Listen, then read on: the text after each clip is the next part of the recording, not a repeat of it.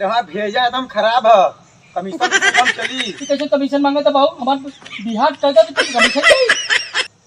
कैसे कमीशन? अरे कमीशन कैसे कमीशन? मार मार मार के भागा भाऊ, कमीशन मांगा।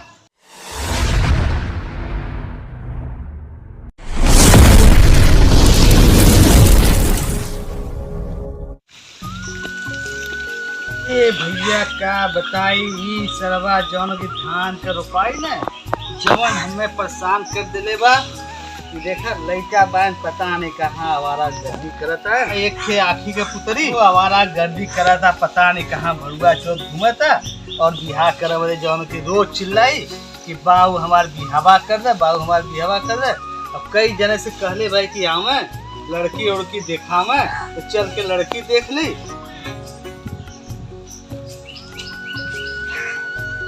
राम राम कैलाश भैया। राम राम भैया, राम राम। और क्या हाल चल रहा? ठीक बा भैया, आवा बैठा बैठा। देखा ये खेती बाड़ी में लगल भाई, यही सब धान के रोपाई सुपाई शुरू बा।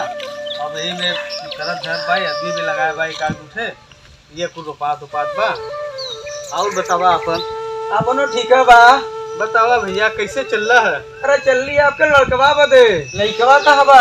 अरे सरवा होई कहीं आवारा गर्दी करे एकदम परेशान करेला। ओकर सदिया अगर करा देता ना तब मेहरारू आ जात तो कम से कम कुछ सुधार तो हो जात ओकरे में। अरे वही बदे तो हम आल भाई। अच्छा ठीक है भैया, आल बात तो बतावा अब कब अइबे? अरे तुम सोचली कल 12-1 बजे ले आई। अच्छा ठीक है भैया, कल 12 बजे आप आ जाइए हैं। और बढ़िया हुई ना कि आप जौन की हमरे खेतवा पर आ जाइए। ठीक बा, खेतवा जाए समझा दे कि ले दे ना ताकि कपड़ा लगता बढ़िया से पहना देंगे। तो ठीक है भैया, हमको बता दे कि पी हुई ना और कपड़ा उपड़ा काल से पहन के 12 बजे ले एक के बुला ले खेतवा पे आ जाइए और आप लड़की वाले के लिया के जाइए।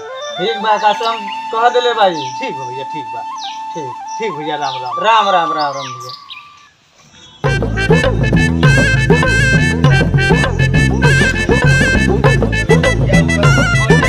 बेटा वहाँ बैठल हुए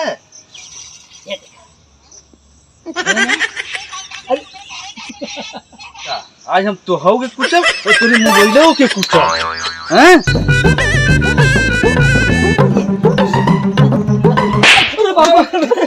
तू यहाँ क्या करते हो? तो यहाँ मोबाइल दिखा है? नहीं ये दिखा बता दे ये यही चक्कर में मार खा लिए